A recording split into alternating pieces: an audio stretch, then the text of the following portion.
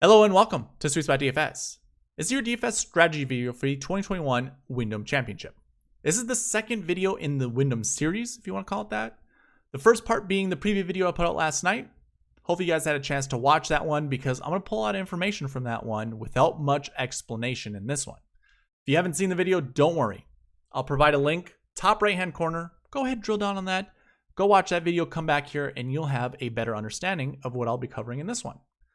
And then tomorrow, we'll be looking at our favorite prize picks plays for round 1 and also strategizing for rounds 2, 3, and 4. If you haven't yet signed up for prize picks, I do have a link in the description below. That'll get you right to the sign up page with the SweetSpot code in the referral code spot. That'll give you a deposit match up to $100. And it's a fun way to play. But not only will we be looking at our prize picks plays, we'll also be looking at our favorite PGADFS plays. So if you watch this video all the way to the end, you're going to have a pretty good idea of what I'll be or who I will be on in that video. But either way, highly recommend you watch all 3. You'll have a pretty good understanding of who you should be playing, or at least the same golfers who will lose me money. I'm just kidding. Timestamps are in the description below. You can also find those timestamps on YouTube's progress bar. Just hover over it. You'll see timestamps there. But let's go ahead and get in this thing. The first place I want to talk about, or the first thing I want to talk about, is the SweetSpot rank, which I have over here in column A. That rank is based off of the SweetSpot score, which is over here in column DN. This score is calculated by the stats you see on the screen right now, the ones that I'm highlighting.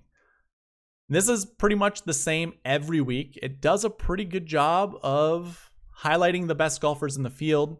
And for the most part, it does a good job of figuring out, who's going to be finishing inside the top 10, top 20, that kind of thing. So the very first stat I look at, official world golf ranking. Obviously, this gives us a good idea of how good some of these golfers are. And by the way, the closer to 100 this value is, the better the golfer. 100 is supposed to be my max stat. Sometimes it goes over a little bit, but I try to get it as close to 100 as possible. So we look at official world golf ranking. Then I look at the 3 grass stats that I have. Grass average is just the overall average dating back to 2013. Then we have top 10 grass percentage, which is really the success rate that they finish inside the top 10. And then 2021 grass stats, which, believe it or not, is a very important stat. So again, I'm trying to get everything as close to 100 as possible. I think I actually curbed this one. I think I divided in half. Yeah, I think so.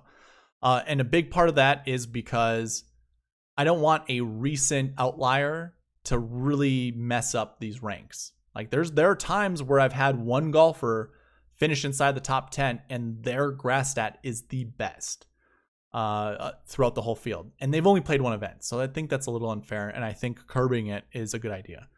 Then I'm looking at tournament history, bogey avoidance, birdie or better percentage.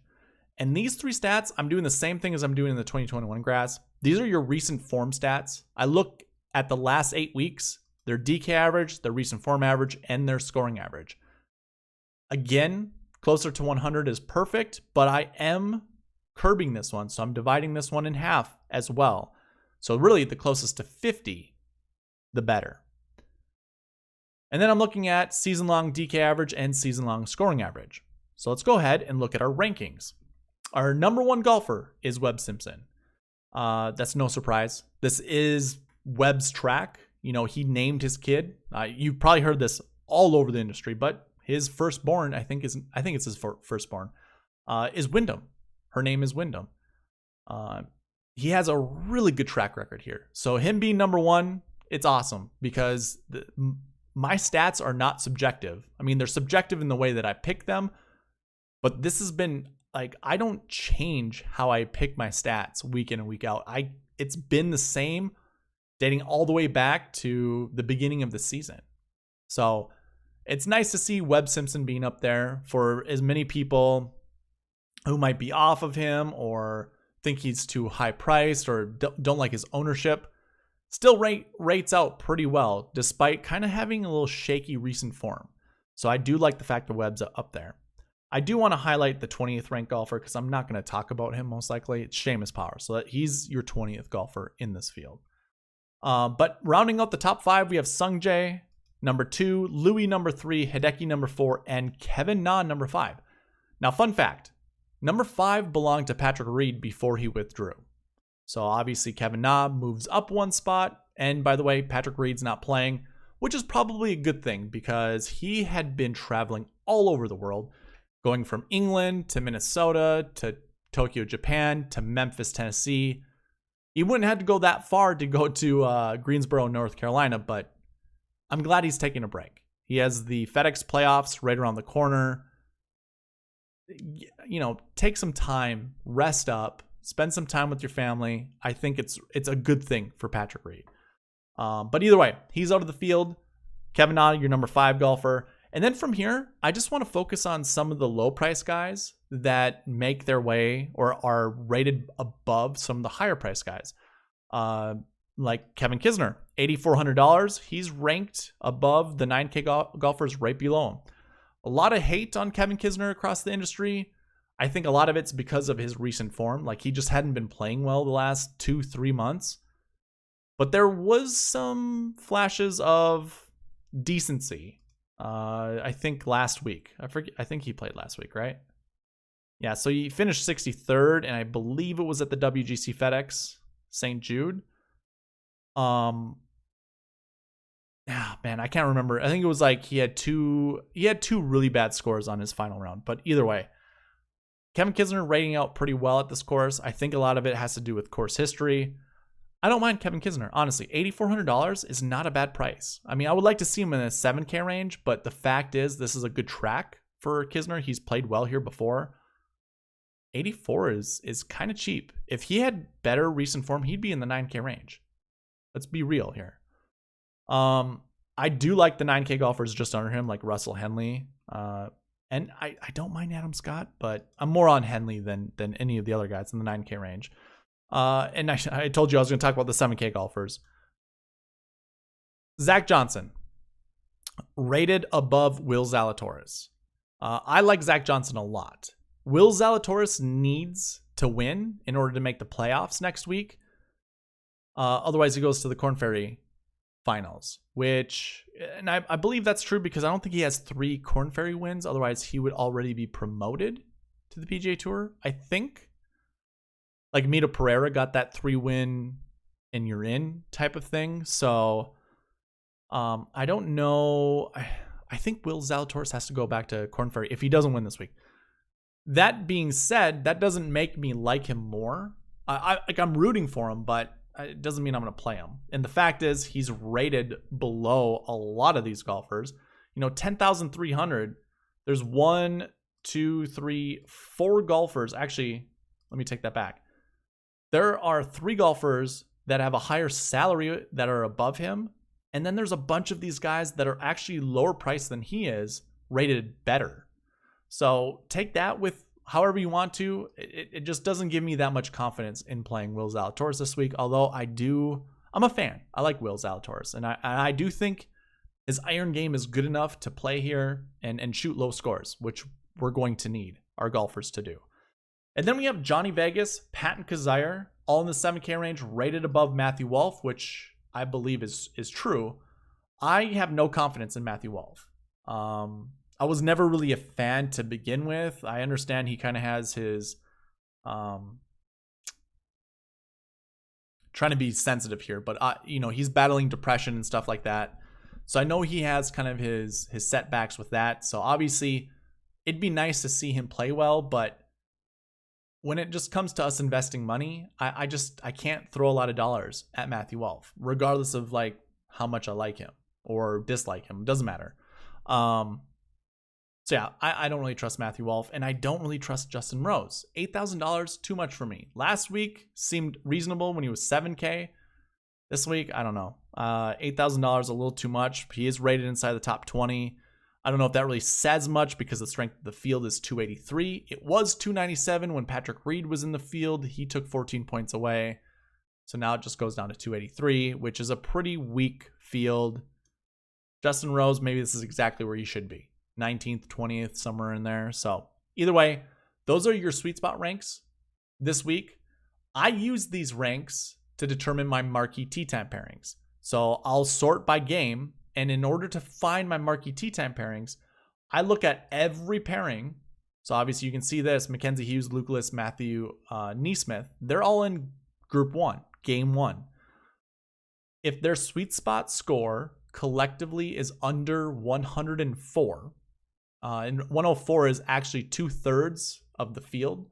So 156 times, well, divided by 3?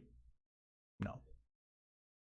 Basically 66% of 156, that equals 104. So that's where we get the number. That's where I get the number to determine what I'm basically trying to find as my marquee tee time pairing. So again, collectively, their SS rank, if it's under 104, I'm going to highlight them green. A dark green, that is. There's something weird with this tournament, though. If I go ahead and just filter out by that color, we have 3 marquee tee time pairings. This is the lowest amount of marquee tee time pairings that I've ever went over on a PGA Tour event. And here's the reason why. If I actually look at a different color, this light green color, I want you to see something. So, Patrick Reed, he withdrew. Josh Teeter took his place. Now, you can imagine, Patrick Reed was 5th in my model. Obviously, that score would have been well under 100. It would have been the best grouping in the field. But now we have Teeter, 110. It doesn't really stop there, though. Reed's withdrawal didn't really, or withdraw, I should say, didn't mess anything up. But we see this with all of our groups. I have a 5th ranked guy in Na, a 22nd guy ranked with Sebastian Munoz, and then 121 Brian Gay. Where is that coming from? They usually pair up some of these good golfers with each other. So I have no idea how the pairings work at the Wyndham Championship. Same thing applies for Russell, Henley, Johnny Vegas, and KJ Choi. Why is KJ Choi paired up with those 2 guys? That makes no sense to me either. And same thing applies here. Sungjae, CT Pan, and Kevin Tway. Now, CT Pan's ranked 55. If they had anyone greater than 50, I'm just going to say 50, it's easier. But it would be 52 or 53. If anybody, or 42, 40, whatever. Either way. If they were in there, then we still wouldn't be talking about them. But you can see that's kind of how it goes for a lot of these groups. There's a lot of top 10, top 20, even sometimes top 30, whatever, that you can see together, but then they're paired up with some guy at 110, 120, whatever. You can see these guys, Brian Gay, there's no mystery why he's 121. He did win this year at the Bermuda Championship, but still, he hadn't been playing good golf since. KJ Choi, 140, he's almost on the Champions Tour.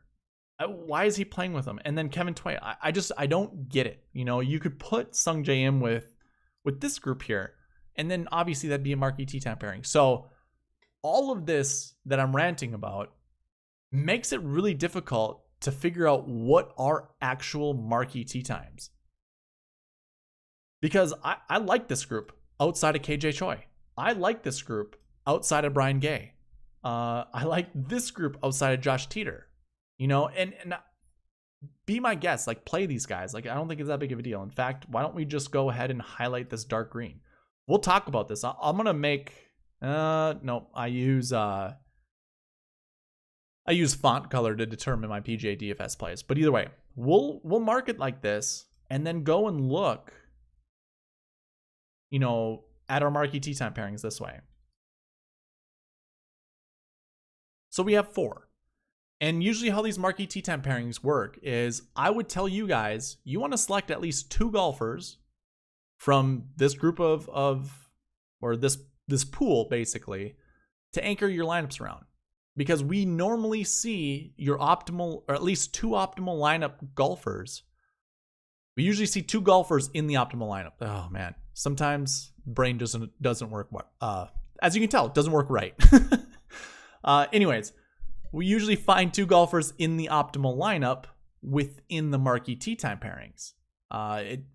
It struck out once where it didn't find 2, but it found 1. I think we can safely assume we're finding someone here. So obviously one group doesn't really belong, and that's that first one with Louis, Kokrak, and Teeter. But I think Kokrak and Louis are good enough to anchor your lineups around. So I don't mind keeping them here, but obviously we'll talk about this in the review, especially if they don't make it, if none of them finish inside the top 10. But either way, I think it's fine to start here. And if you remember in the preview video, we went over the salaries that we want to build our lineups around. We want a 10K, we want a 7K, and we want a 6K. So starting your lineups with any of these 10K golfers, I mean, you have all 4 of them, and you would have had all 5 of them, in the Marquee tee time pairing. So really, it's just kind of giving you all systems go. Select any 4 of the top, the 10K golfers. I think it's smart to do that.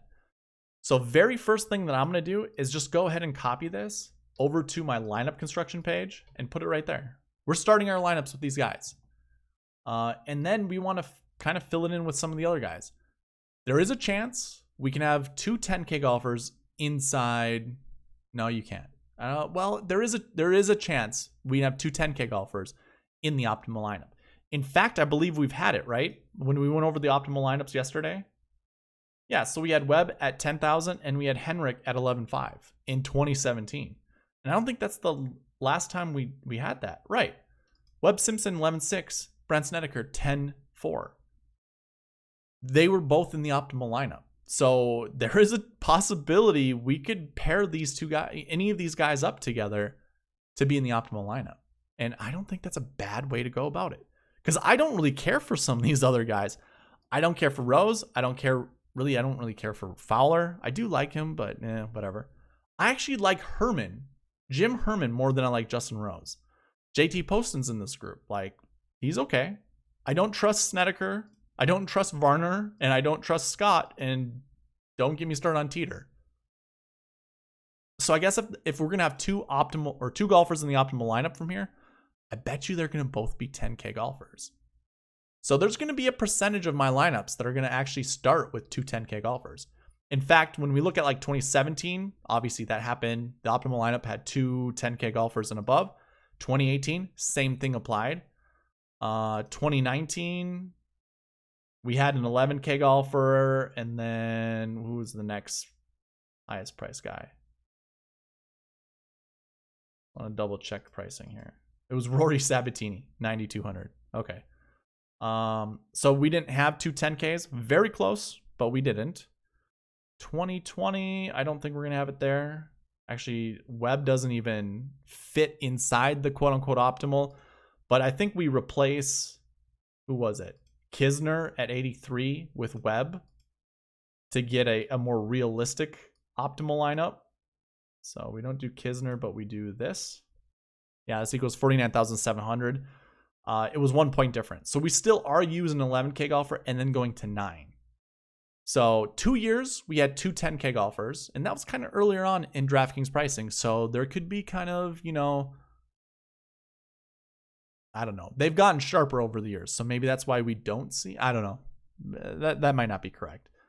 But either way, 50% clip of having 2 10K golfers in your optimal lineup. Like, what sounds right or what sounds good in my head is 50% of my lineups being 2 10K, starting with 2 10K golfers. If there is a 9K golfer, I guess, from this group, it's really the only one, and that's Adam Scott. But I'm not going to stick to that. It's not how I feel is the right way to go. So do as you please. Like, whatever you find to be the proper way, go about it. But that is the Marquee tee time pairings. It's a little shorter than usual, but that's okay. Let's go ahead and get rid of these and get into our next segment, which is really looking at our anchor buckets. Now, in the past, what I would do is just go here right away to the top 5 frequencies. This is, I should have done this in the WGC last week because we did find it worked out. I would start here and say, build your lineups around these golfers with these finishing positions or whatever the stat tells you.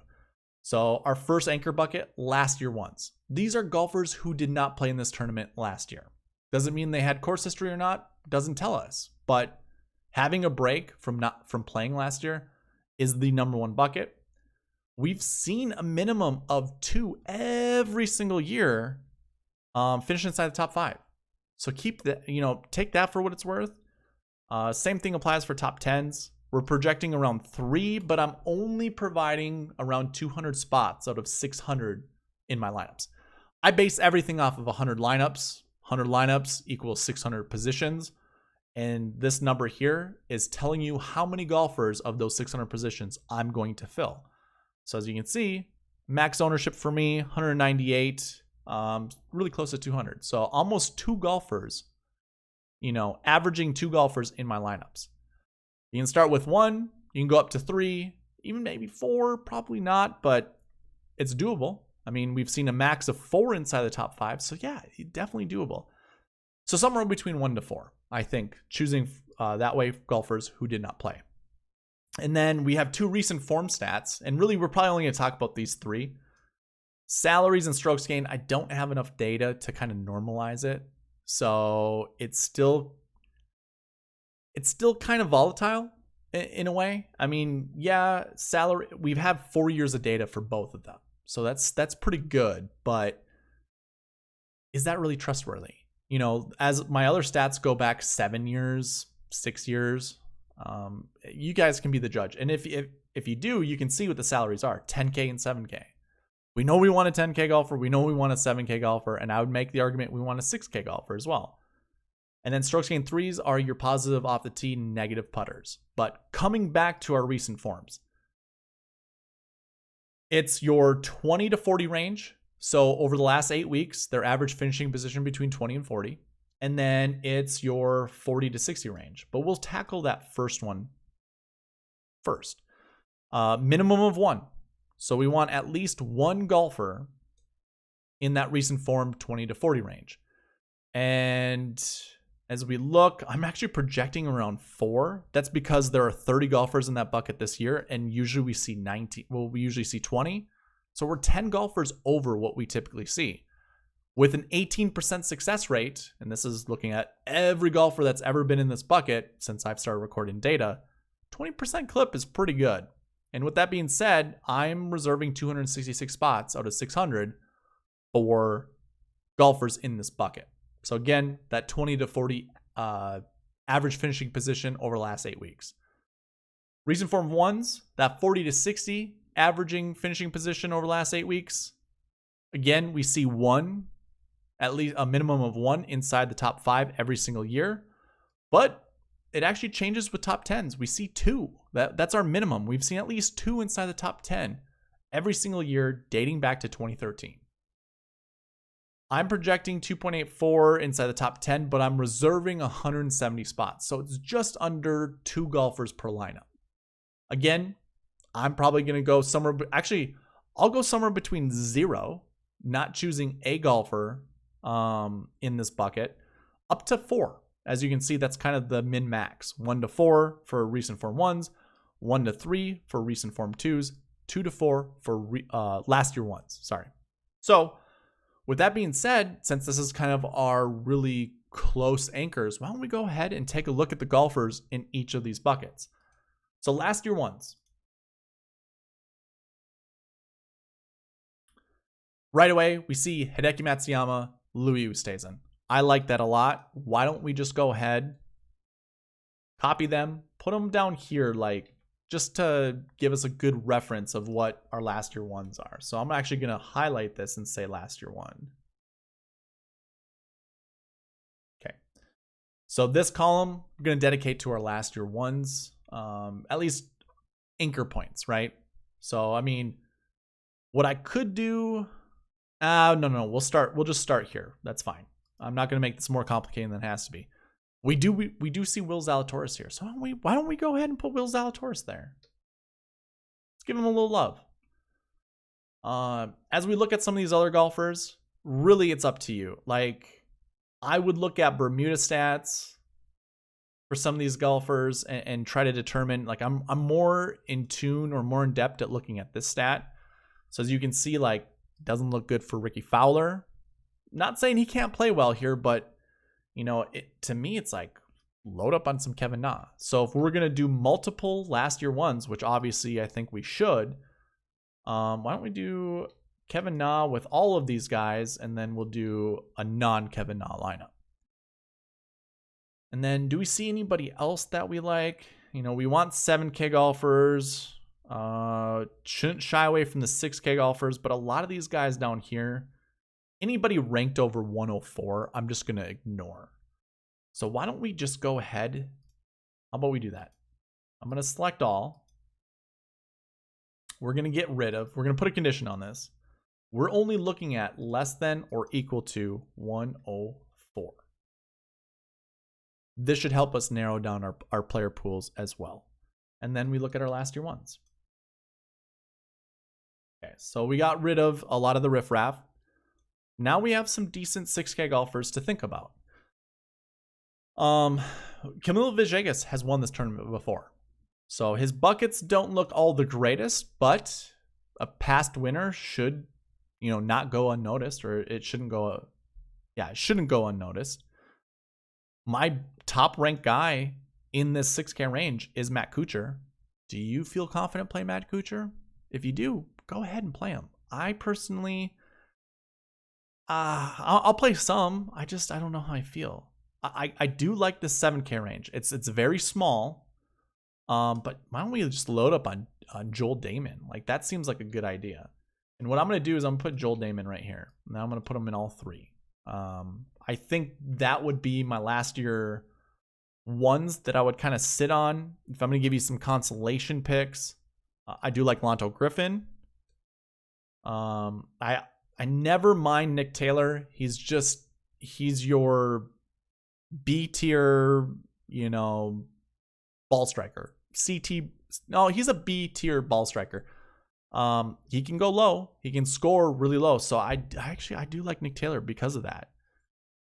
So if there's a 6K golfer, let's go ahead and throw him over on the side here and say he's going to be part of one of our lineups. He's going to be in the 6K. So now we have 3 that are in that last year 1 bucket. Remember, we want somewhere between 2 and 4. We can even drop down to 1, but 2 to 4 seems like a pretty smart or a pretty safe bet to go with. So as we go from there, I don't mind Kevin Streelman, by the way. And that's probably it. Like, take your chances on Bubba. Take your chances on Adam Scott. He is part of the Marquee Tee Time Pairings, but I'm not going to. We're going to go and jump to the next bucket, which is our recent form 2s. So as we look at our recent form 2s, we already have Hideki Matsuyama already up there. So, you know, that's a good thing for us because, you know, this one lineup that we have here, Hideki's already there. So he checks off a box right away. So that's a good thing. That's a good sign. Obviously, I like Webb. He is a 10K golfer that we want to play. Why don't we put him? Maybe we can do something like this, like with Will Zalatoris. And maybe we can do something right here. Oof, that's way too difficult. No way. I'm going to actually put him here with Joel Damon. So we have a 7K, like 7K left. That's fine. That's fine. I can also put him by himself. Nah, for the purpose of this video, I'm not going to. That's fine. We do have Kokrak, which I don't have one lean or another on Kokrak. I don't mind him. Same kind of goes with Harmon. I'm not a Harmon guy. Like, I like when he's high 7K, low 8K. That's fine. If we can get him back in the 6K range, I'd play a ton of Brian Harmon. But almost 10K, I don't know if he really deserves to be there. Bermuda, he's not terrible on it. I don't know if this is number one's, you know, grass, but I don't know. I rather take my chances with like a Tommy Fleetwood. I do want to play Tommy Fleetwood this week. What scares me is I guess I don't want to play him with Na. If you don't know me already, or if you don't know how I build lineups, I don't really like to put I don't like to put 2 red colors together. And there are 2 different types of red colors. There's a light red and a dark red. I don't like to pair those guys up together. So Fleetwood makes me feel a little uncomfortable. I guess I could put him here with Louis. I do want to put him up here, but we're just going to skip that. There's Russell Henley. I absolutely love Henley this week. I'm just going to throw him here. Why not? Well, I guess the reason why not is the 7K price tag left over. And I guess anything with Kevin Na attached to it, it's going to be difficult to do. So, shoot. I want to play, well, fine. We're going to do this. Sorry, Kevin Na, but we'll put Russell Henley here. Can we also put him here? No, that's not enough. We're not giving ourselves any forgiveness. Yeah, that's fine.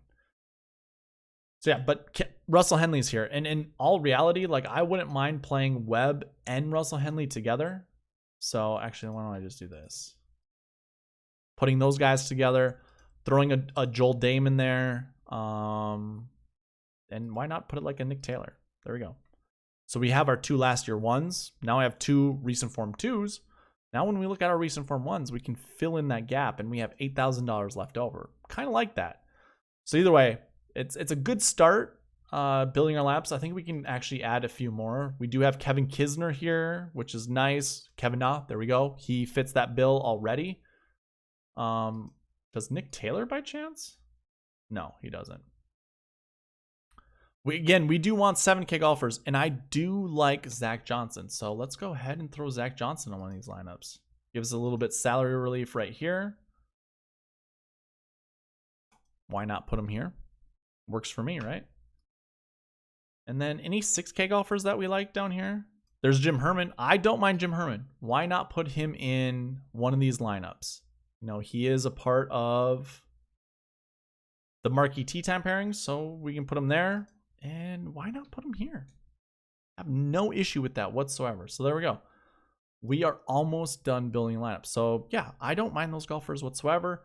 Our last anchor bucket, you know, true anchor bucket would be this recent form 1. There we go. We have Will Zalatoris already in our buckets that we've been building, or our player pool that we've been building. I don't see anybody else that we've already talked about or that we've selected. I do like Sebastian Munoz. I like him at any birdie fest. He can go low very fast. Not terrible Bermuda stats. I mean, I guess out of this bucket, you know, Zalatoris, Lonto Griffin, Michael Thompson, by the way, all have pretty decent 2021 Bermuda stats. There's Camilo Villegas. I do like that, but remember, he is that light red color. I don't feel comfortable playing him in a lot of these, but why don't we just go ahead and put him in this one? Works for me. I've heard some Duffner love out there. I don't mind playing Duff Daddy. I think he's a decent play. KH Lee, he can go low. He can score well. Bermuda doesn't look like the greatest surface for him to play on. Matt Jones looks like a decent play, though. $7,200. Again, we need 7K golfers, so why don't we just load them up on a couple of these lineups? Where do we need the most salary relief? There we go.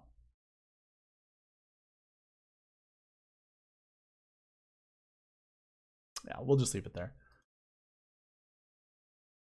And I do want to play Lonto Griffin, so let's put Lonto on some of these. And remember, he was in the last year bucket 1s. So we kind of already talked about him. I think he makes sense putting him right there. I think so. And for the rest of these, I mean, it's just, what do you feel comfortable playing? Like, I like Sebastian Munoz. I don't mind playing him in something like right here. Or even right here. Fits what I'm trying to do. But I don't want to stick here. At least you guys saw like the true anchor buckets. What I've kind of been working on recently is if I open this back up to everybody, I've been doing this. I'm looking at my projections. I want my projection to be at least over 1. So I'm just going to go greater than, let's just go 0.9. 0.9 works for me. So I want my projection to be greater than 0.9. Meaning we're projecting at least 1 inside the top 10 from each of these buckets. So it narrows down those buckets a little bit. But I'm not done there, because I want my max ownership to be 100 points or more. Meaning either I'm going to play them multiple times in less than 100 lineups, or I'm going to play them at least once in all of my lineups. Again, this is all based off 100 lineups. So if it's greater than or equal to 100, that means I have the choice to either play double ups or, playing all 100 of my lineups with one of these buckets. So either way, we'll go there and look at it. Now it narrows it down even more. We've already talked about last year ones. We've already talked about recent form 2s and recent form 1s. So we actually have a couple more buckets that we can look at for golfers. Excuse me. Last year 2s, last year 3s, which obviously last year 2 is your 1 to 20 range. So those are your top 20s from last year. That makes sense. Pretty decent course history. Those that missed the cut last year are also one of the, what would we call this? Our subsequent anchor buckets. And then we're looking at last week 2s, last week 1s. Those are golfers who top 20'd the week before. So either at the Barracuda or the WGC, or those that didn't play. So those are our top 2 buckets. And then course history 1 and course history 5. So it's 40 to 60, that 40 to 60 range, and then that 60 to 80 range. And it kind of looks like they're getting a little help from the volume that's within these buckets. So I'm not going to spend too much time looking at each one of these buckets. Let's look at our last year 2s.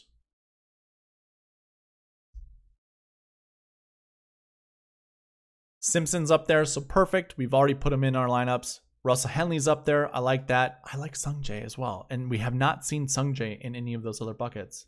Or maybe we did. Recent form 2s. Had to have, right? Why didn't we put him in any of our lineups? Can we even afford him? Not really. That's probably why. Well, let's put it this way. I do like Sungjae Im. So I would not feel afraid of playing Sungjae Im this week. Kevin Kisner, perfect. Did we actually play him in any of our lineups? We did not even add him. Not a single time. So why don't we go and do that? He was already in some of our other buckets, so why not? Makes sense. Zach Johnson's there. I kind of told you I didn't really trust Harold Varner III. Doc Redman's an interesting choice. I do like Doc Redman. And then there's Jim Herman again and Denny McCarthy. 49th in the model, $6,400. I think what we could do is this, right? Doesn't this leave it open for Sungjae? Boom. What a lineup. Simpson, Henley, Joel Damon, Sungjae Im, Denny McCarthy, and Nick Taylor. I've seen worse. Like, I've rostered worse. I don't mind that. That's actually pretty decent. But either way, let's go ahead and put like Denny McCarthy on another decent lineup. Try to give us a little bit of flexibility to... Sure, we'll put him right here. Leave us 85, that's fine. Actually, we put Kisner there, right? Here's the thing, too. I don't want to own too many golfers from this bucket. So as we look at our summaries, that 1 to 20 range looks like a max of 4 inside the top 10, a max of 3 inside the top 5. So that's not terrible. We could get there, but I'm gonna reserve it, not for Kevin Kisner. I don't want to put Kisner there.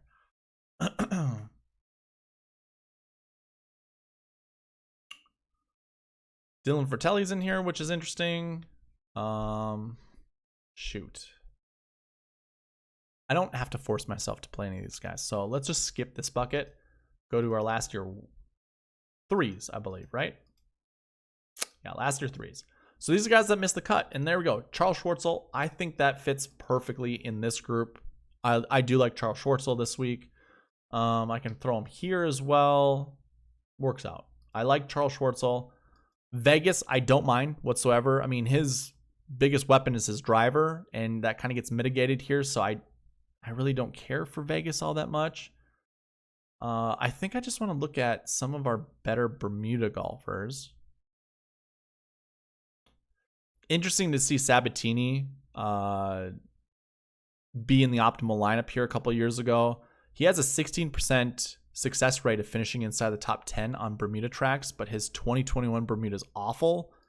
Overall, Bermuda's okay. It's not terrible, but it's also not good. You know what? I do like Keith Mitchell. He plays well at Bermuda tracks. I think he plays better at less than driver tracks. I know his driver is kind of a strength, but the less amount of times or least amount of times we put it in his hands, I think the better he does. Like PGA National, I feel like is one of those tournaments where he doesn't really have to hit driver. So I don't mind Keith Mitchell. And really, there's some good 7K golfers like Kyle Stanley. I like Brendan Todd. Ches Reavie, I've heard his name pop a bunch of times. The 2021 Bermuda doesn't look good though. I guess you could say the same thing for Kyle Stanley. Aaron Wise is an interesting choice. He's like kind of middle of the pack for Bermuda. I don't mind that. Some other interesting golfers down here.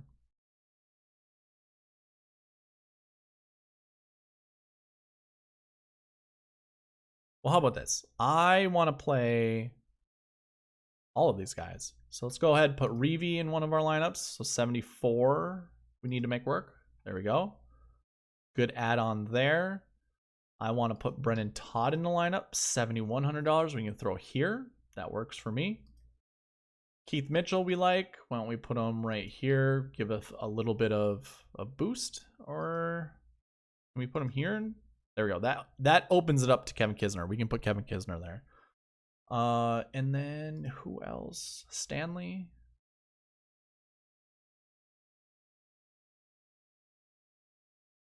Probably gonna get burned with Kyle Stanley here. That's okay. I don't have to look at all these guys. Let's move on. So we've looked at all of our last year buckets. Last week buckets now that we want to talk about. So last week 2s, 1s. Okay.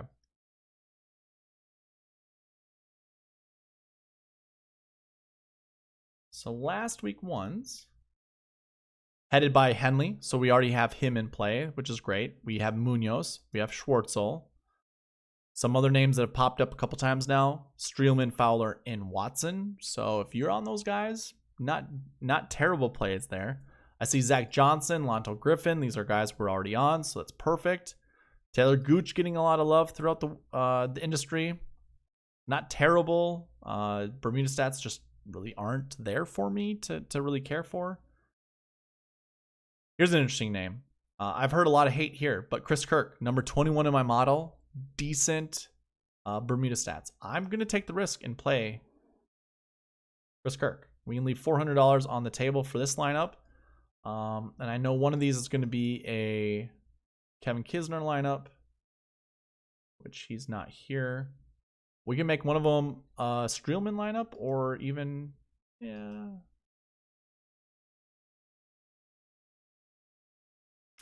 How about this? I'll just talk about some of these guys if any interest. We have McCarthy here as well, so that's awesome. He was already part of. Same with Mitchell. Same with Todd. Let's go ahead and get to a different bucket. I think last week 2s.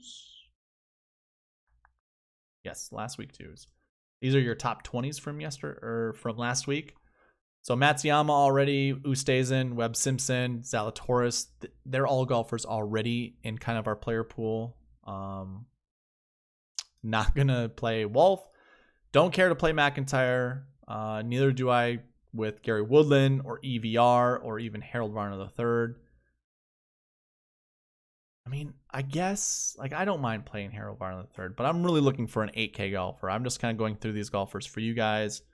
I don't mind Rogers. I know he has a lot of potential. Actually, never mind. I take that back. Terrible Bermuda stats. Let's not. He's best on POA, if I remember correctly. Scott Piercy is looking on the outside in on the FedEx Cup playoffs. He has good Bermuda stats. So, Piercy seems to be a decent play here. And then we also see Michael Thompson once again. Interesting play. I think I just avoid everybody here. I like the top guys more than anything. So that actually covers your last week buckets. We kind of cruised through that. Why don't we look at our course history buckets? And I think it's what? Course history 1 and course history 5? Okay. So we have a Matsuyama, great. Jason Kokrak, so we'll probably have to rethink that. And same with Brian Harmon, Tommy Fleetwood. But we do have Russell Henley, Lonto Griffin. We already talked about Chris Kirk. About it. And we do have Charles Schwartzel, so that's also good. There isn't anyone I haven't already talked about, so obviously you guys can see these golfers on the screen. Do with it as you will. Course history 5s, believe it or not, which is interesting.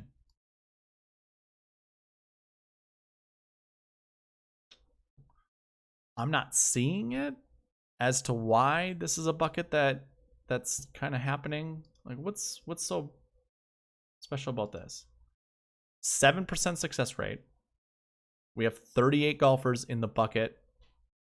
16% of our strength of field comes from this bucket. Those are really the only numbers. It's because of 38.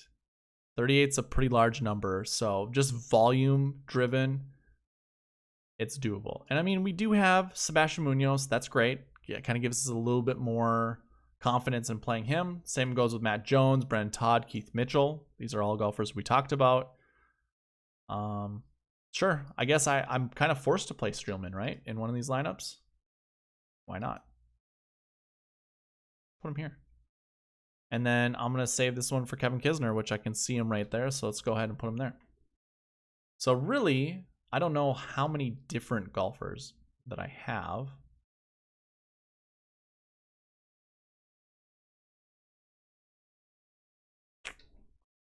Probably could do a unique function, but I don't know it off the top of my head. What I'm going to do is just do this. Hopefully I can get through this quickly. Just posting it or pasting it transposed, which just flips it for all those that don't know that.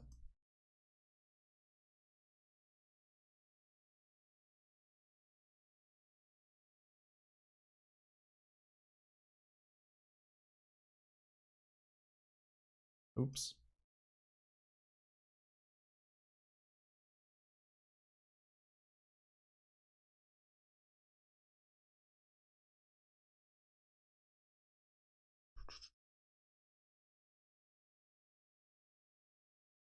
Don't mind me. I'm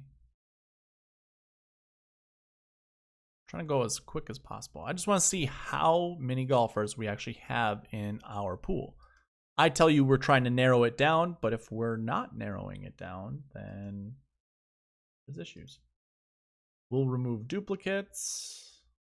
Should move everything up. We have 25 players in our player pool. There you go. So, how about this? I'll give you what their price is. We can sort by that. You guys probably already know, but just make it easy for you guys. And you guys can see how a lot of these formulas are made. Forgot what I need to do is LL and then N to P 3. Make it an exact match. There we go. That's how we get our prices. All right. So we have 4 10K golfers. We're really just kind of missing out with Jason Kokrak, but obviously we can play him. 3 9K golfers, Fleetwood, Sung J.M., and Russell Henley. I like that. We have 5 8K golfers, Kevin Na, Kevin Kisner, Kevin Streelman. Wow, we have all the Kevins ever. No, I'm just kidding. But I think those might be all the Kevins in this field. Well, we're playing them all. Sebastian Munoz, Charles Schwartzel. We have a good chunk of 7K golfers, which I like. Zach Johnson, Ches Reavie, Lonto, Matt Jones, Joel Damon, Chris Kirk, Mitchell, Todd, Stanley, like that. And our 6K range isn't terrible. Jim Herman, never mind. I'm going to take it back. But it's Jim Herman, Nick Taylor, Camilo Villegas, and Denny McCarthy. So I don't mind that. 25 golfers is a pretty healthy pool. You want to get as close to 20 as possible. So I guess if we're building lineups off of these guys, we kind of just went through it. You know, we can get there, and we can put our Marquee Tee Time pairings together. I think we have enough golfers that do fit that mold, so it works out. One last thing that I want to do why don't we go ahead and build some lineups with the optimizer. So I do have this optimizer, you know, filled with this tournament's data. This is actually your top optimized lineup. So I can run it again, but just telling you guys, this is your top optimal lineup. Simpson, Nah, Schwartzel, ZJ, Joel Damon, and Chris Kirk. These are all golfers we talked about. That's crazy. Did we build that lineup by chance? And if we did, seriously, I wasn't even thinking about it. Our only Chris Kirk lineup is here with Will Zalatoris, but we do have Joel Damon. We have Webb. That's it. So no, we didn't. But hey, all those golfers are in our player pool. So there we go. I mean, the optimal lineup already selects it. That's awesome. Kind of made me double take there. If I wanted to play two 10K golfers, I can just throw that in here and have the optimizer run, because, you know, I'm very interested in building two 10K golfers, lineups of two 10K golfers. And you can see Kokrak and Oosthuizen are your guys that it's choosing. And then it's going Kevin Na and dropping into two 6K golfers. And really, Denny McCarthy, we already selected him. We do like McCarthy. Norlander, I have no issues with. And then there's Zach Johnson. Again, golfers in our player pool. What do we do if we take out, or what do we get if we take out Jason Kokrak? Now it goes to Webb. Perfect. I like all the golfers minus Kuchar. But hey, when it comes to two 10K golfers, you do want 3 7s, or you want 2 low 7s. Actually, I don't think you can get there. You would have to have a low 6K golfer. Kuchar, I don't mind. I don't know if I want to keep Kuch. What happens if I get rid of Kuch? Who's the next? Who's the next lineup? What's the next lineup we see? Now it's Norlander. Same golfers. We just ditch Kuchar for Norlander for $200 cheaper. That works. That's fine by me. I'm going to go ahead and save it. But I'm going to actually lock in Webb and see what it selects with another two 10K golfers. So now it's Matsuyama, Simpson, Vegas, Kazire, Martin Laird, and Denny McCarthy. I don't mind Denny McCarthy for a lower 6K golfer. Remember, those are 6'4" and below. Our upper 6K is 6'5" and above. I don't really mind Martin Laird either, but you know what? This actually has a lot of upside. This lineup does have a lot of upside.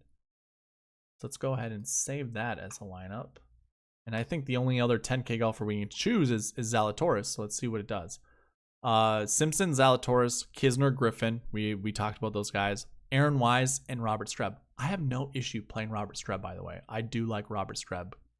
I wouldn't say quite a bit, but I've felt comfortable rostering him, even dating back to when he won the RSM Classic. So I think he's a solid player. And at 6'3", I don't even know if he gets the respect he deserves. How about we do a Webb Hideki lineup? What's going to spit out? ZJ, Damon, Kirk, and McCarthy. Love it. Love that lineup. That's a lineup I like a lot. So those are your top optimal lineups. We kind of just went over some just my favorite plays and plays that we kind of talked about with the anchor buckets. So yeah, I mean, I saw a lot of things I wanted to see, which usually is never a good thing, right? Having validate, well, I don't know. It's tricky. Sometimes getting that validation is perfect. It's what you need to see. Sometimes it's not. Kind of can be fool's gold. So who knows? Maybe this is fool's gold. Maybe it isn't. Maybe I need to play Kokrak. Actually, why don't we just see if Kokrak gets... I think Kokrak does get selected, right? Yeah, he gets selected. Kisner, Kirk, Matt Jones, Henrik Norlander. Yeah, that's another lineup I don't mind whatsoever. Like it quite a bit. And those are your having two 10K golfers. But either way, I like it a lot. If you want this optimizer, all you have to do is be subscribed to the channel. like the video, leave a comment in the comment section who your favorite golfer this week is to build your lineups around. I would prefer you to use one of the Marquee T10 pairings, but honestly, you just tell me who your favorite player is. Send an email to me at SweetSpotDFS@gmail.com saying you want the optimizer, and I'll send it your way. Usually, YouTube doesn't allow me to see your email address, so that's why I ask you to email me. If you're on Twitter, all you gotta do is like the tweet that I send out with this video in it and retweet it, and also be following me. That's just kind of a given. And then I will reach out to you asking for your email address. So just one less step that you have to do. But yeah, if you want this optimizer to build lineups with, that's all you got to do. With that being said, I'm going to conclude this video. Tomorrow's the prize picks video. I highly encourage you to watch it. And if you haven't signed up, please do. It's so much fun. It's super easy to play.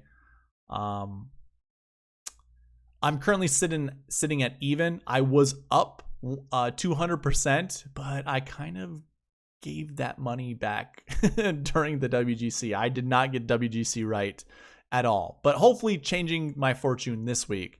I think this is a little bit easier, an easier tell. So stick with me tomorrow, watch that prize picks play, and you're going to get to see kind of a more condensed player pool of all the players that I like for DFS lineups. So with that being said, we're going to bid adieu. Thank you guys for watching. Please leave a like, comment, subscribe, all that good stuff, and I'll see you tomorrow. All right, bye.